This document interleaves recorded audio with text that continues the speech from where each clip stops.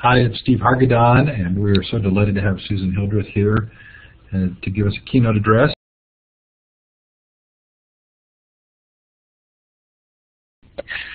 Thanks to our sponsors and supporters, especially San Jose State University, for being the founding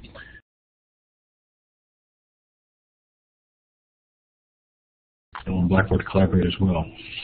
And this is a chance for you to let Susan know where you're participating from. Look for the star icon to the left of the map. Double-click on that and then click on the map, and maybe put a shout-out in the chat. Those of you in Australia and New Zealand, I know I need to fix those time zone pages. It's my next big project. We'll be doing that in the next hour. Thanks for being patient with us.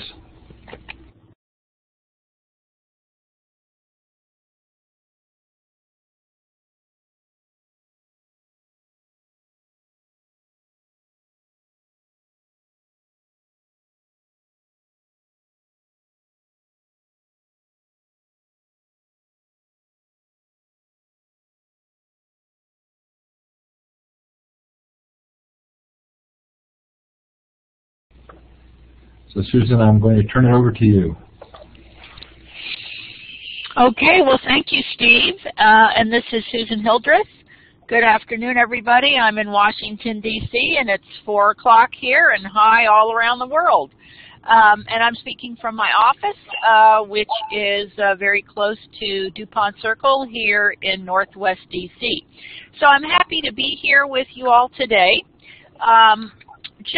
Because we have some folks coming from all over the globe, which is really exciting, I wanted to let you know that the Institute of Museum and Library Services is a federal agency that provides all the federal funds, or it's the primary source of federal funds for libraries and museums in the United States.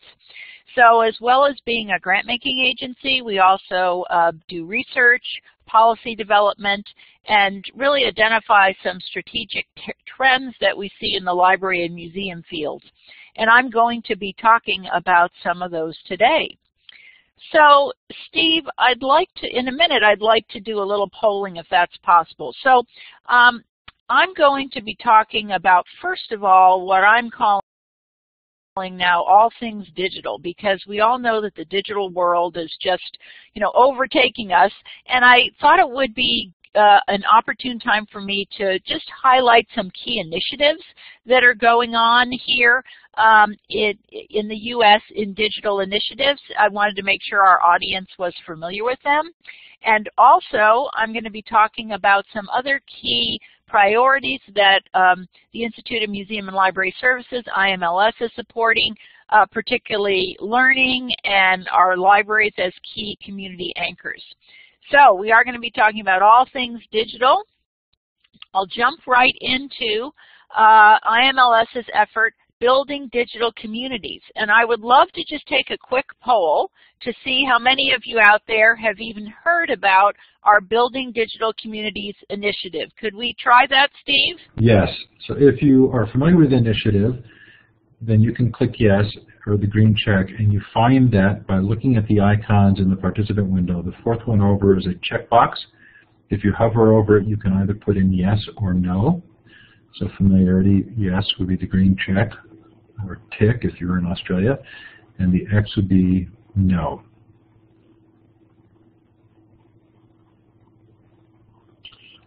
Well, I'm going to keep talking as we move through this poll. Thank you all for responding, and that's fascinating to me that, I would say it's kind of 1 to 3 are aware of it, and that's just fine. I'm going to check on each of these subjects that I'm going to be talking about just to get a sense of our audience. So, building digital communities, what is that about? Now, I don't want to use too many acronyms in my discussion with everybody, but I may fall into some. So the FCC on our slide here is the Federal Communications Commission. That's the federal agency that really regulates all kinds of communication in the U.S. They issued the National Broadband Plan in 2010. And the goals of the plan really are to increase access to broadband and to promote digital literacy for all. Now, I think we all know that digital literacy is just a huge component of workforce development, student success, and all kinds of personal success in our communities. So IMLS was asked to develop a framework for enhancing digital inclusion in communities, and we were one of the first agencies to respond to this request from the FCC. So what did we really do? We developed, working with the University of Washington and the International City Management Association, a rather detailed document called Building Digital Communities, a Framework for Action. And I know that our PowerPoint, I believe, is going to be made available to all those viewing and participating in the conference. So we have a lot of great links here in this PowerPoint, including a link to our framework document. So what does digital inclusion really mean? It's making sure your community is connected and can really access information. So we did this work with the University of Washington. We also had a community of experts who helped us produce this framework to establish the groundwork for digital inclusion. We developed a condensed, action-oriented document that defines the benefits of digital inclusion and how to get started in that conversation, called Getting Started. We also worked with several partners, including WebJunction, and those of you in the U.S. and possibly around the world may know that that's a special program that is operated by OCLC, the Online Community Library Center. I think that's the right acronym there. Again, ICMA, City and County Managers, and TechSoup, which is a great group that provides technical assistance. They are working with us. We held 3 summits in 2012 to test the framework document, and those were held in Bangor, Maine, Oklahoma City, Oklahoma, and Los Angeles, and they were great meetings, but quite different. You can imagine those cities and communities are very different. So what we're doing currently is we're continuing to work with WebJunction. They took our Getting Started toolkit and they developed a really action-oriented framework and package of resources to move this work forward in your community. We also identified 10 community teams from Bangor, Maine to El Paso, Texas, who were willing to serve as pilots, and we held a conference for all those teams to work together on their efforts in June. So we are going to be providing technical assistance for our 10 teams in 2013, and we will have case studies to share with the field of their successes and challenges. So we're really excited about this work. We think it will help communities move forward in terms of their digital inclusion. It can be challenging if you have cable providers who are not particularly willing to work with the community, but hopefully we can overcome that by showing the true benefits of digital inclusion. We also anticipate that we may be providing opportunities for additional pilots in 2014. So please look out for information on that. Okay, so who in our audience, Steve, if we could do a quick poll, has heard of an initiative called The Edge? So we'll do the same thing. A green check means you've heard of The Edge. A red X means that you haven't. And you find that choice by hovering over the 4th icon in the participant window.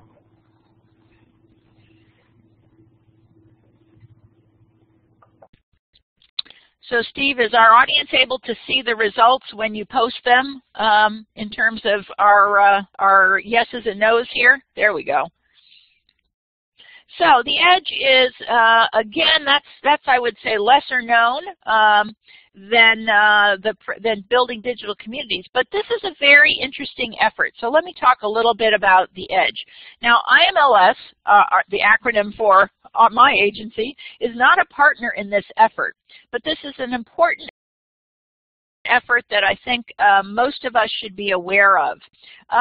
In fact, it's interesting that IMLS is somewhat ahead of the game here because our Building Digital Communities work really is work that might be a very natural follow-on from The Edge, because The Edge is focused on identifying and evaluating a library's digital assets and their effectiveness in terms of providing public access computing. So you really would do that before you took on a leadership role in your community.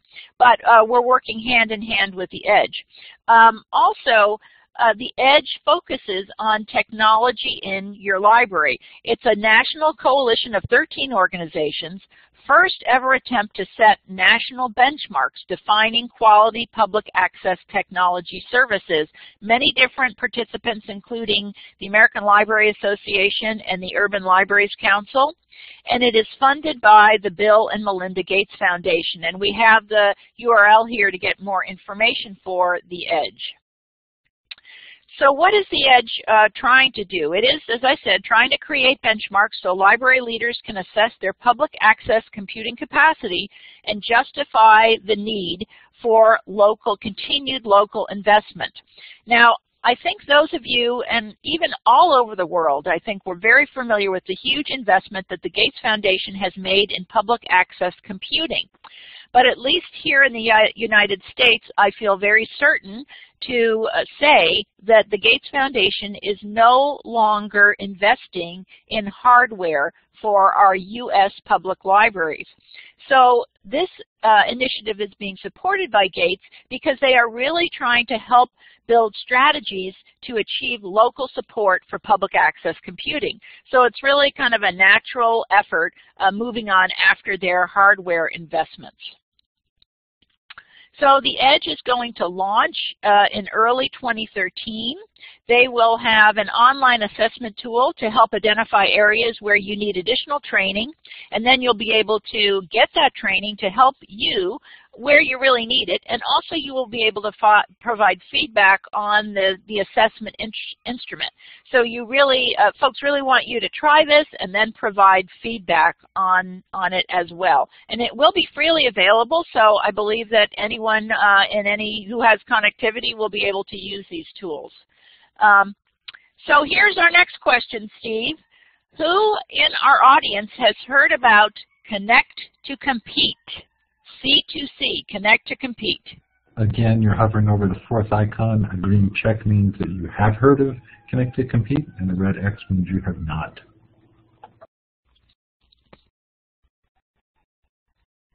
Okay, I'm looking at this, and again, we're looking about, I would say, maybe 1 to every 5 or so, which is really interesting. So I'm glad I'm sharing this information with you because I'll bringing everybody up to speed. So what is Connect to Compete?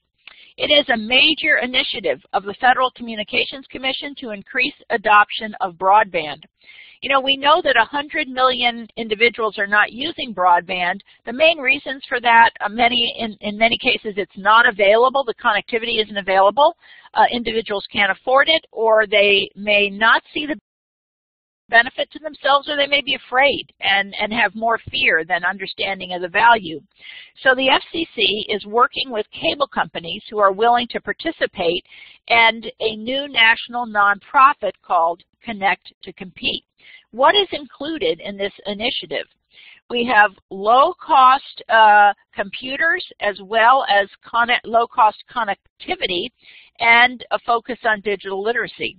Currently, the focus for providing access to these programs is on parents with children in school using free or reduced school lunch programs. For those of you in the U.S., the eligibility for E-rate services is something that's very common to the FCC, and they're using that eligibility as a factor in Connect to Compete. But hopefully this will expand to other community segments in the future. We know seniors need incentive to adopt broadband as well as parents. So if the cable company in your community is not involved, you really may not see much information about this, although this fall Connect to Compete is being launched in cities in over 23 states. So it is becoming something that we're going to hear a lot about. But I wanted to also let you know that really, if you're in a place that isn't participating in this, why do you care about this initiative?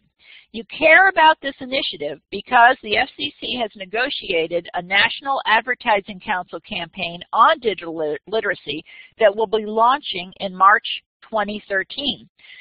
Can some of you here in the U.S. remember the Got Milk campaign? There is going to be a national focus on digital literacy, TV, radio, billboards, and print ads. So no matter if your city is participating in C2C or not, your customers are going to get a lot of information about digital literacy. We know that libraries are already serving as a de facto digital literacy core, and it's very challenging to have increased demand for services as our resources are decreasing. And I have to say there are no new resources to support these efforts at this time. Both IMLS and the American Library Association are working closely with C2C to provide a context for working with libraries and to communicate as much as we know to libraries as soon as we know it about these efforts. IMLS also has supported the development of a zip code locator tool for libraries and other public computer training centers. So we would encourage you, when the word goes out about that, that's certainly an opt-in tool, but if you want to provide information about the training that you may offer, we really would encourage you to do so. So IMLS is really taking Connect to Compete seriously, and we're providing support to some of our state libraries to be able to deal with this activity more effectively. We know that state libraries can help our local public libraries prepare for the impact of C2C. In our partnership with WebJunction, again, a great organization for us to work with, we're working with 3 state libraries, Illinois, Michigan, and Mississippi. Oh, if Mississippi's on the webinar, I'll be in trouble. Illinois, Mississippi, and West Virginia to assess the digital literacy capacity of their local public libraries and determine possible ways to incrementally increase that training capacity, which we know is needed. Also, in this state library work, we will develop case studies for ways to provide digital literacy, and a guidebook for all state libraries to use to develop models that will work for their own situation will be prepared. We also anticipate a set of national recommendations for strategies to effectively address the critical need for digital literacy.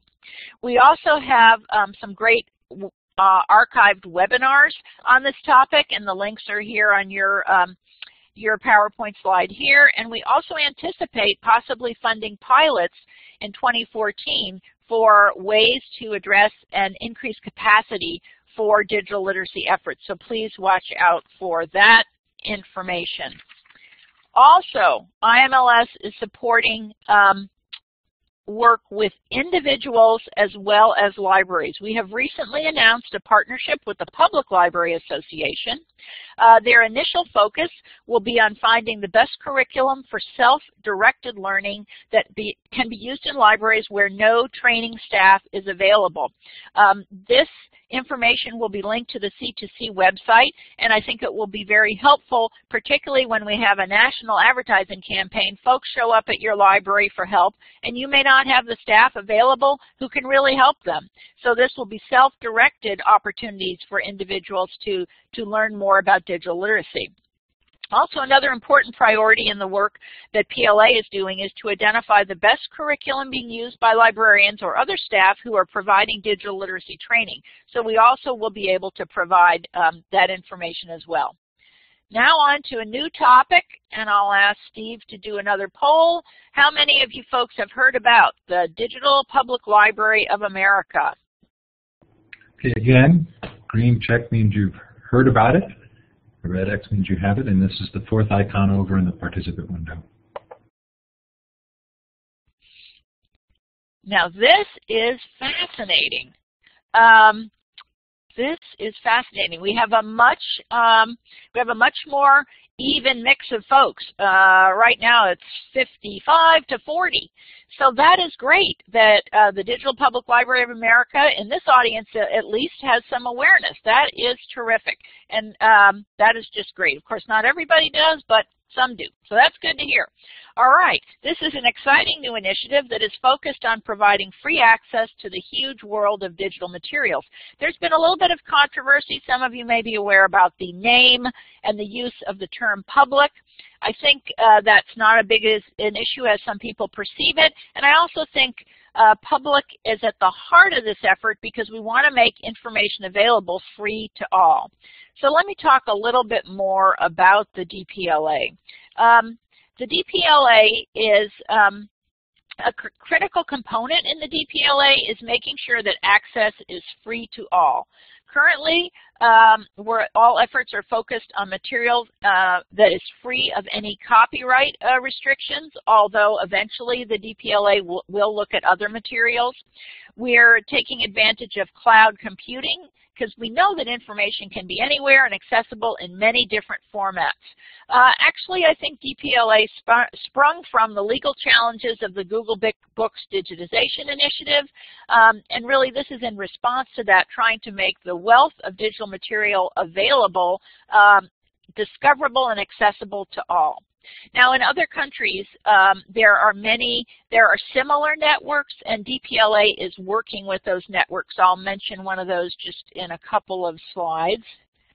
So who is the DPLA? The DPLA is a huge collaborative effort of librarians, technologists, educators, students, a number of folks. It's the first time I've seen so many different stakeholders working collaboratively together. It is a very transparent organization with volunteers serving in leadership roles with over 1,000 active online members in our community. So it is really a great grassroots-driven effort. So what is the DPLA all about? And this, I'm sure, is a very simple explanation for those of you who might be quite sophisticated in our audience, but the key elements of DPLA are code, which is the technical backbone. Free and open source code is being used to create the framework of DPLA, and anything created will be freely available for other uses. Metadata, of course, is a key to the DPLA discovery framework, and DPLA will operate as part of a global linked data environment. All types and formats of content will be included in DPLA. Initially, we're focusing on works in public domain, but we will go beyond that. Tools and services are being developed to provide enhanced access and use of content, as well as digitization of content. And the DPLA is really a community effort establishing relationships among many different partners who all want to provide increased access to content. So what has been happening to date with this effort? It was launched in October 2011 here at the National Archives in Washington, D.C. It's primarily being funded by $5 million from the Sloan and Arcadia Foundations, and those funds are supporting research, meetings to do planning and prototype development, and also we have announced a collaboration. DPLA has announced a collaboration with Europeana. Europeana is a similar network with all the European countries, and we're very excited that in April of 2013 there will be an online exhibit of many materials that have never been available before, focusing on the immigration of many individuals from Europe to the U.S. and the information we have here in the U.S. about the immigration stories of all of our many, many ancestors from Europe. So that should be a really exciting exhibition, available to all, of course. DPLA has a number of work streams. That's how the business gets done there. They really are looking at audience, financial models, business models, and also, of course, technical issues as well. They're very important. So is there federal? There is federal support for this project. That's definitely true. The National Archives, the Smithsonian, and the Library of Congress are all involved, and this is a great collaboration of federal partners who are sharing their tremendous content and expertise. And these federal partners say this is probably the first time they've worked on anything together where they've really been ready to share all their assets and resources. So a really exciting effort, I think, is the Regional Digital Hubs pilot that was recently funded by the National Endowment for the Humanities, a $1 million grant, and IMLS, a $250,000 grant. In this program, DPLA will partner with existing statewide digital library projects. Those are service hubs and existing large content repositories, content hubs, to define, test, and implement digital services and participation agreements. So what we're really trying to do here is create a national network of digital service hubs so that all that great local content, which is very unique and often is just undiscovered or not able to be digitized with local resources, could be made available for the public. Also in 2013, IMLS plans to contribute digital content from LSTA projects, our federal funding library services and technology hack projects that have been going on for the last probably 8 to 10 years. So there's going to be a lot of content in DPLA. How is DPLA moving forward? It has been incubated at the Harvard's Berkman Center for Internet and Society, which has started many technology initiatives and moved them on to other homes. The first board was appointed in this September, just last month. An independent nonprofit is being organized. They're recruiting for their first CEO, and in April 2013, a prototype for nationwide service will be introduced. I would encourage all of you to check out the work streams, the events, and the wiki listserv. And you can find that information right here. So it is a great effort. I think it has a tremendous future. So we are moving on to, I think that's the last of our polling because I'm moving on to e-content. Now everybody knows about e-content. I don't think we have to wave our green or red, we might wave our red checks on e-content because it's a topic that gets everybody crazy. But anyway, we had a summit in Los Angeles last fall where we really were focusing on how to get digitized content available in the nation's public libraries, but of course the number one concern was not how to digitize our current content, but how do we deal with the e-content challenge. We know there are efforts on many fronts all over the country, and there's lots of activity to really try to keep coordinated and many different entities to keep in touch with each other. So IMLS has tried to do that, and we are working again in this effort with OCLC. So we have funded a project called The Big Shift. It's, as I said, a partnership with OCLC, and we have some key library leaders in an advisory board to this project. We're trying to make sure that all Americans have access to content through their local public library. We are investigating the challenges that public libraries face and identifying possible solutions, and really working with public library leaders and others to set specific strategies to make sure this happens. We will report on these strategies and also try to work with public libraries to identify ways they can advance the provision of e-content locally in their situations. I also would refer you to an article done in the July 9th issue of Library Journal by Pat Lazinski, the Columbus Metropolitan Library System Director. E-book strategy in public libraries, slow, just won't work anymore. This is a very passionate article. Pat is passionate on this topic, and I would encourage you all to read it, and it might help you discuss a pretty complex topic with some of your friends or your trustees or other folks who might not be as close to it as you are. So what else is going on in terms of a response to this e-content situation? We know that ALA has created their digital content and libraries working group. And I have to say that ALA sometimes is slow on the draw on some of these hot topics, but they are really going like gangbusters working on this e-content problem, and it's a big priority of current President Maureen Sullivan. ALA has ongoing communications with publishers. They have just recently produced an e-book business model for public libraries in their August issue. They have a great tip sheet on digital rights management, and they have continuous media and stakeholder engagement. Also, I would encourage you to follow, last week was a very active week where President Maureen Sullivan issued a press release decrying, to some extent, publishers on September 24th. That followed with some meetings with ALA and the American Association of Publishers. And it's interesting that the publishers have really turned around to librarians and said, you know, give us some ideas, give us some models for what's going to work. I think it's hard for us to determine their business model, but I think it's great that they have asked us the question. So we will continue following that. There are a lot of great local efforts going on. and particularly in Douglas County Library in Colorado, where they own their own e-content on a local server, and they're working with a variety of content providers for access. So their approach is really just buy the stuff and make it available. The director there, Jamie LaRue, had a great article in LJ August 2012, All Hat and No Cattle, great title, so check that out. Also, the Khalifa Group in California, a library consortium there, is working with Douglas County and the Kansas State Library. Their approach is using Smashwords, which is an independent author self-publishing platform. Now this is really interesting because they're focusing on getting independent authors who are dying to have their content in libraries, as well as taking advantage of all the self-publishing that's going on.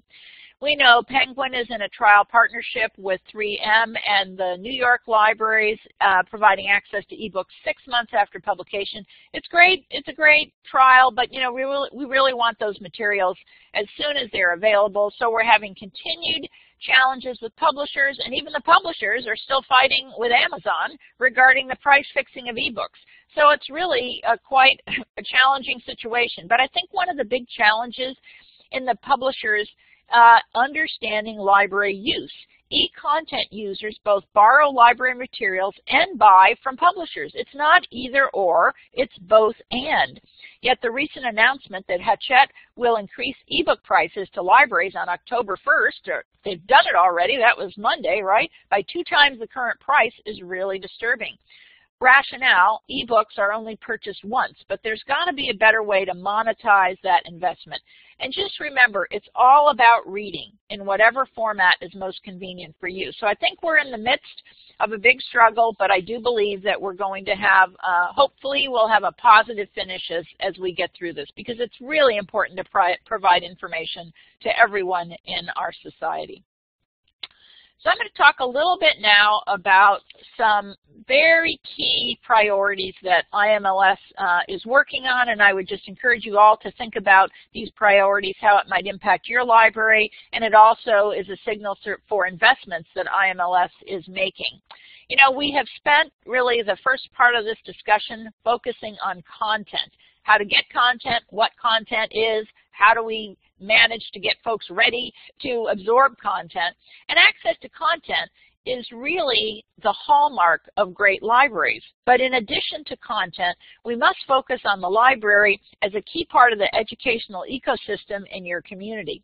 So about a year ago, we launched a new IMLS strategic plan, and one of the key goals in the plan is libraries and museums as places of learning. The education connection is critical for success in the 21st century. Libraries must be need-to-have institutions, not nice-to-have. So I'm going to talk a little bit more about how we are making those efforts, helping those efforts move forward. So just think a little bit about learning in your lifetime. I think our society is beginning to have a recognition of lifelong, lifetime, out-of-school learning and how it impacts us. This chart shows us that really only about 18% of your lifespan is devoted to studies through high school. So you have, you know, the majority of your life is spent in informal out-of-school learning, which is the strong bailiwick of libraries. That is what we do. That's an area that we can really own. So we have to keep that in our minds and try to move forward in that, take advantage of that unique space we can hold. So IMLS has made a huge investment in supporting what we call 21st century skills. And what are those skills? Well, you can all remember the 3 R's, or some of you can remember the 3 R's, reading, writing, and arithmetic. The 4 C's are what we need to remain competitive in the 21st century, and they are, as we see here, creativity, collaboration, communication, and critical thinking. So when you look at this, it's, you know, content knowledge is very important, but that content knowledge is constantly changing. So what we need to be able to deal with that content is the ability to be creative, to think critically about new content, to communicate, because content is changing so rapidly, we have to have strong analytical skills to be successful.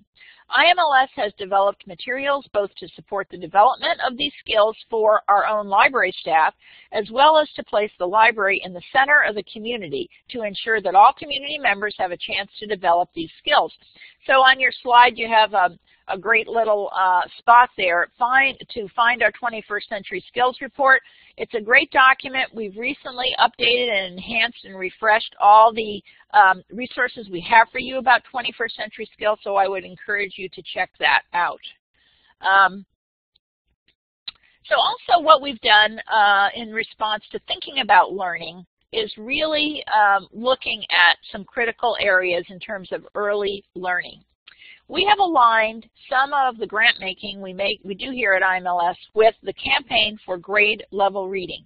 This is a national initiative led by the Annie E. Casey Foundation with the support of over 80 other foundations. Their goal is to get kids reading proficiently by 3rd grade. And in order to do that, we must address school readiness, summer reading loss, and chronic absenteeism. Libraries are in a strong position to address all these challenges, particularly school readiness and summer reading loss. This is what we've been doing for years, so we are just naturals to move into this space a bit more aggressively than we have been. And many libraries are doing a great job on this already. So just to talk a little bit more about the Campaign for Grade Level Reading. This is we have allocated funds to support libraries that are working not specifically with the Campaign for Grade Level Reading. It's fine if they are doing that, but libraries that are aligning their activities with the goals of the campaign. This is also helpful to IMLS because it aligns our grant making with a critical national priority, which is early learning. We've just announced our discretionary awards for 2012.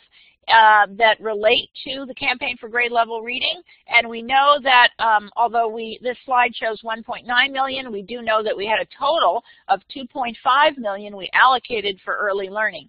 Now we will also continue this allocation of funds in 2013, so if you are interested, check out our website for national leadership grants. For 2013, they're due sometime in February, and you will be able to, if you're interested and committed to working with the policies and strategies and priorities of the campaign, you'll have a chance to put a proposal together. So we think that's really exciting. Good news for you. You have an opportunity to participate. Now, something that we've done with the MacArthur Foundation is a wonderful partnership, and the MacArthur Foundation is very dedicated to better learning outcomes for our youth. And in this partnership, IMLS dedicated $2 million and MacArthur dedicated $2 million to support the creation of 30 learning labs. Now, we are just about to announce later this month or early November the second and last cohort, at least the last funded cohort at this time. But so there's not an opportunity for you to apply for these funds, but the MacArthur Foundation is generously creating a community of practice around these learning lab activities, and I'm sure you'll be able to take advantage of that and learn a lot from the investments that we have made already. Now, I wanted to talk a little bit about the maker culture. I think this is something that we really need to check out. And in fact, Steve, are you still with me there? Yeah. No, Steve's no longer with me. So, well, there you are, Steve. Sorry, that's okay. I took you by surprise. But when I've talked about maker culture before, it's really interesting because often people have not heard about the term maker, maker spaces, making. So I'd like to try to take the final poll here to see who has even heard about the concept of makers and maker spaces in our society and in libraries. So if you're answering yes, you're clicking on the green check. No is the red X, and you access those by hovering over the fourth icon in the participant window. Now this is also really exciting to me because we have more people checking green than checking red, and it's fine if you check red, but you know, I think this is really getting to be a topic that is resonating in our library and also in our museum community. So, You know, maker spaces are being created in libraries all around the country, and I know internationally as well. And I think it's really coming out of the do-it-yourself, the DIY culture that I think over the last several years has been taking root in many of our communities. So how is IMLS addressing this? We're really excited about making and maker spaces. It supports STEM learning, which is so critical in our society. Also, the 21st century skills we've talked about can be jump-started in this creative environment. The spaces really support creativity for all ages by providing basic materials like a 3D laser printer, wire, string, fabric, anything you need to make something. And also, as we need less space for printed materials, we can make room for maker spaces in our libraries that will be attractive to all ages.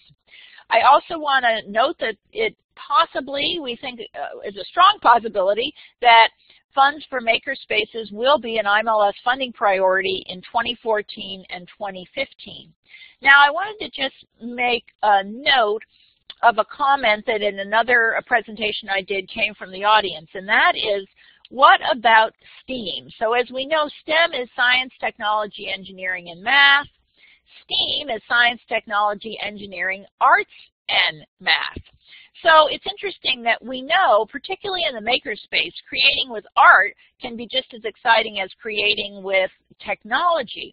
But I think the community of making and the education community is still kind of, they haven't had their final judgment on whether they're ready to move from STEM, which is specifically science, technology, engineering, and math, to include arts in that and move to our word STEAM. Those of us from libraries and museums know that art can provide a huge educational opportunity for our youth. But it's an interesting discussion, and I would just alert you all to follow that in the educational community.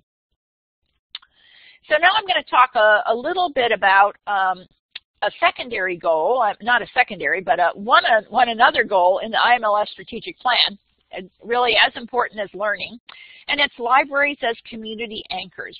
Although the community anchor phrase is taken from the broadband world, it has a very significant meaning for the role of libraries in our communities.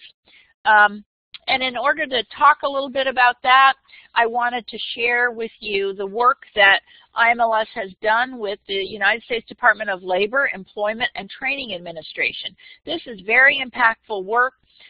We have encouraged through our partnership state, county, and local partnerships between libraries and American Job Centers, or they may be called in your community One Stop or some other name, but really working with your workforce providing institutions to make sure they're aware of libraries, how much we can do to help them, to refer some of their clients to libraries, and have a good mutual relationship between the libraries and workforce centers.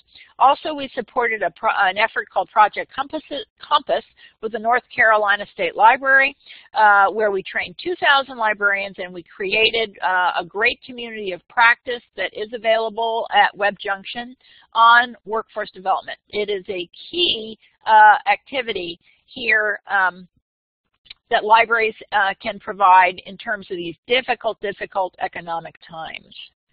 I'm also going to talk about one quick other little activity. We don't have a slide for this here, but I wanted to let you know that the United States Post Office, we know they're facing a lot of challenges in downsizing. We hear about them all the time. They have a new idea called a village post office. And the village post office provides popular services in libraries, stores, and other businesses. So IMLS and the post office have gotten together, and we have identified libraries in communities where we know their postal service is being reduced. So we're trying to really make a matchup here to see if the libraries can help provide some of the services that the post office was providing. Now, the post office has a regional network, and they're contacting lots of libraries about these opportunities. It may be, they may be able to provide some additional revenue for the library, and it is a great example of the library as a community hub. So I wanted to talk a little bit about civic engagement. And really, what is civic engagement and what role does that play for libraries? Civic engagement is deliberate outreach to give people a voice in their lives. And why are libraries interested in this topic? Well, first of all, we're very trusted resources in our community. We have deep roots in our community, and we have invested in many programs that align with civic engagement. We also can convene a wide variety of stakeholders. Libraries have been working in civic engagement for many, many years, but not really strategically. I believe we need to consider reallocation of resources, additional training for staff, and looking at how we can embrace this important role. I think among some members of the library community there could be a concern about losing community trust if we take on controversial issues.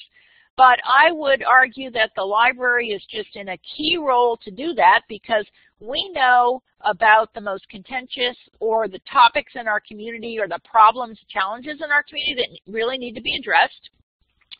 We are in a good environment to bring different parties together to talk about these challenges, and we also can provide information to help both sides of any issue really understand what the key factors in the challenges are. So I think it's a space that libraries need to embrace.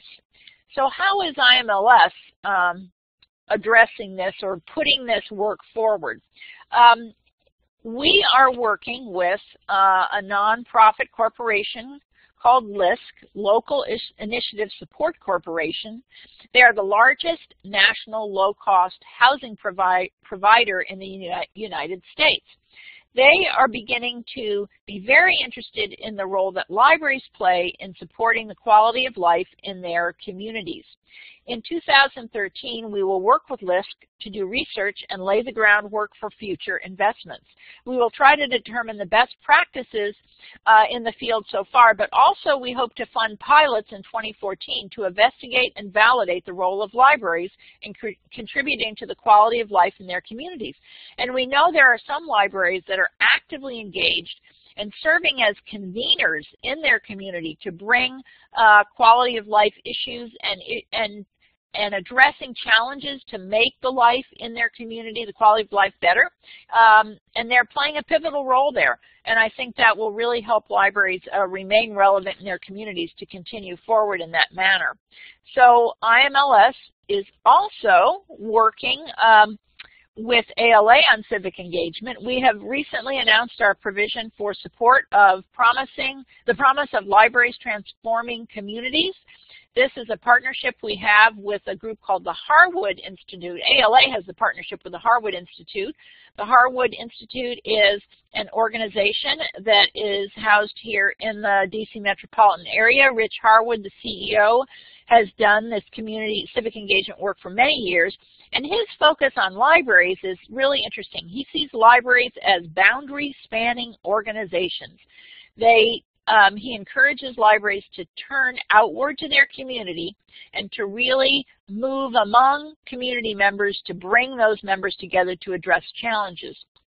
The first phase of this investment will be training for ALA leadership and also developing a curriculum that can be used with libraries all around the country. And the second phase, which will occur most likely in 2014, will scale the initial work to a national initiative. So we're really excited about supporting ALA in that work. It's a key initiative of President Maureen Sullivan. So with that, I'm concluding most of my thoughts here, but I just want to make sure you know that our website, imls.gov, has tons of information. We also have all our grants available in a database, a searchable database. They're tagged by topics. So if you're interested in what's going on in early learning or health information or financial information, please check our website. And you also can learn all about our grant opportunities. We have a blog. We have our grant guidelines and application information. So it's a great place for information. And also, if you want to contact me, there's my email. So I think we might have time for some questions, and they may come through chat. I'm not sure, Steve, or do you think we have time for questions, Steve? You absolutely do if you would like. If somebody knows the microphone is working, they're welcome to raise their hand and we can give you the microphone. Otherwise, chat is really the best way. Put them in the chat and Susan will see it.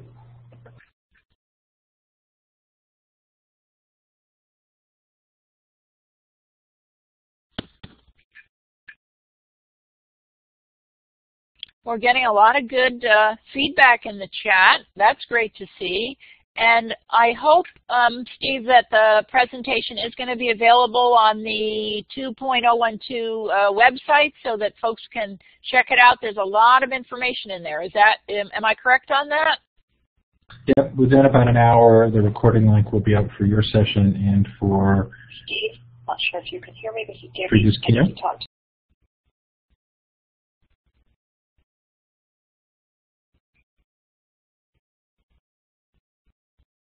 Oh, there was one. Okay, wow, so much.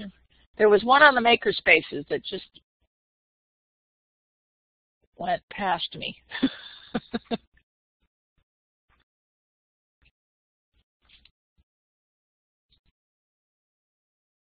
Oh, hope some of the initiatives are adopted in New Zealand. Oh, well, that would be great. We'd love to see something going on in New Zealand. Any grants for school? Why isn't more information about all these efforts being described in the media?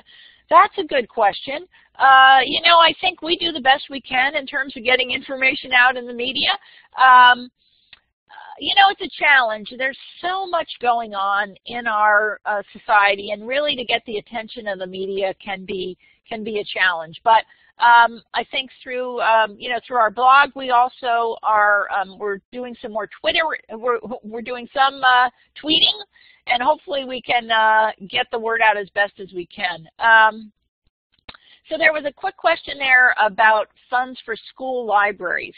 And I just wanted to, boy, this chat is going pretty quickly. So, but anyway, about school libraries, we do provide, well, IMLS provides population-based funds to all the states and territories. So every state has a state library or a state library administration agency, and they get federal funds, and often, depending on your state's programs, school libraries are funded that way. We also have competitive programs that I mentioned. All the information is on our website, where a school library, of course, is an eligible institution to apply for our competitive funds. So we are always, we're happy to work with school libraries, and also we have supported some research about school libraries through various institutions, most of them academic institutions doing research on school libraries. So there have been a number of questions. I'm capturing some of them. I'm going to give Yolanda the microphone. Yolanda, to turn your mic on, you click on the talk button at the top left. Thank you. This has been just a really wonderful presentation. I'm wondering if you could speak a little bit, Susan, about sort of learning outcomes and how we as public libraries can capture a lot of the data. I guess data mining is what I'm kind of interested in as far as some of these spaces that we're implementing and when we participate in these programs, because, you know, as you know, people sort of drop in to public libraries and then they may move on to another library location. So oftentimes we're not able to keep long-term data statistics. So I guess as far as seeing how effective we are being, can you kind of address that issue and how maybe institutions can work together to track that information? You know, that is a terrific question, and I think it's one of the most difficult challenges in our profession. Although it's interesting, you know, remember I'm working at the Institute of Museum and Library Services, and in terms of comparing the amount of continued contact that is often had between libraries and museums, the museums really have a challenge because they often will get somebody visiting them once a year or once in their lifetime. So it really is all relative, but you're right. It's very difficult to measure those learning outcomes, particularly when we have when the relationships we have with our customers, some are very regular and some tend to be irregular. We, you know, we do provide and support research on this issue, and it really is a topic that I think has not really been resolved at this point in time. I think when we think about it, though, a couple of things I would say. Some libraries have been successful in working closely with their school districts, and this is not necessarily an easy task, but if, for instance, they're trying to determine if a set of students has had some impacts on their outcomes from summer reading or from some other focused library activities that they've done, it's taken some time and discussion and negotiation, but the school district has allowed the libraries to have access to the kids' test scores so they can really see if a difference was made. The other thing I would say is that, and it's not really directly answering your question, but I think something that we have to deal with in our public libraries is privacy issues. Now, we want to make sure that the records that our borrowers have with us are private. And that's a hallmark of libraries. But also, many of our customers are used to very customized treatment that they get through various vendors.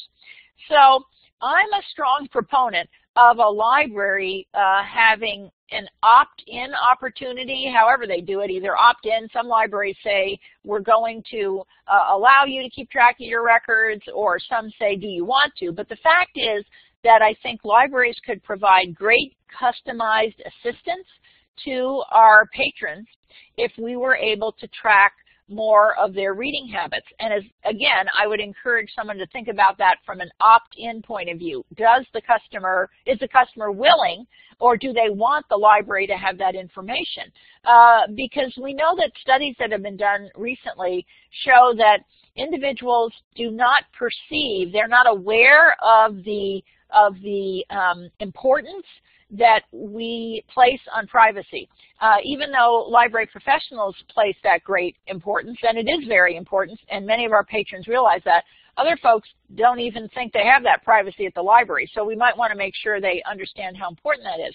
I think, back to your original question, I would really ask you to check out some of the information that we have on our website under our research tab, because we do have an Office of Planning, Evaluation, and Research here, and we are doing the best we can to assimilate information about learning outcomes and to help you find ways to look at what you're doing and anticipate if you're doing an activity where you really have a good chance of getting a good set of outcomes or being able to measure those outcomes. But it is a challenge.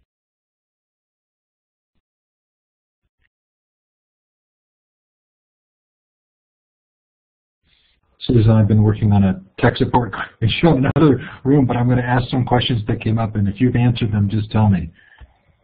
One was, when should folks check on makerspace grants?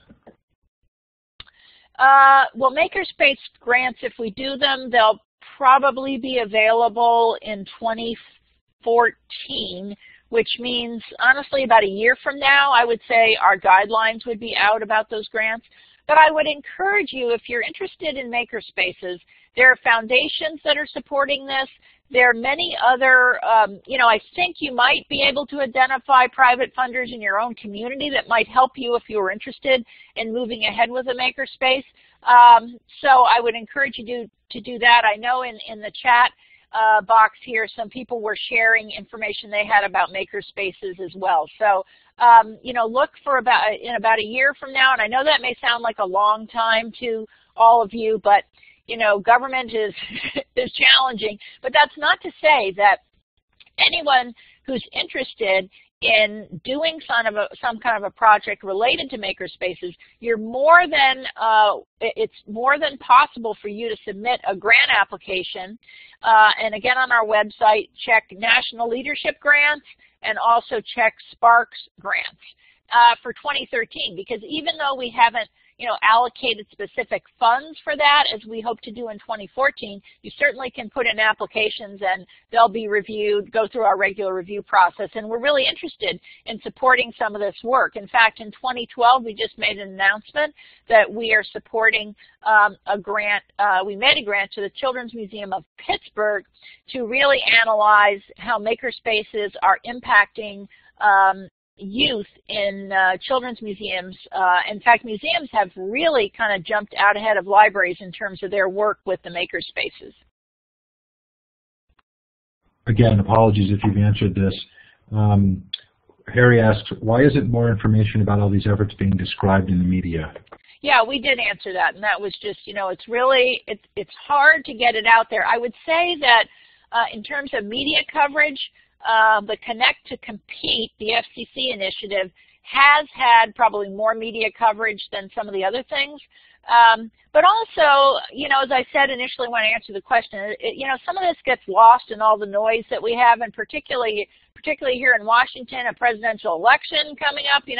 It's tough to get attention, but we keep trying to do that with all our partners. There were many other questions. Is there a way for people to reach out to you independently? Sure. On this slide, you have my email there, shildreth@imls.gov. Terrific. And also check our website. Thank you very much. We do want to finish on time because we have another set of sessions coming up. Thank you, Susan. You can clap for Susan by hovering over the smiley face and going down to the applause button. I know it's hard to find, but it is there. Thank you so much.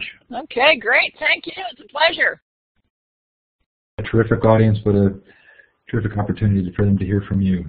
Thanks, everybody. Thanks, Susan.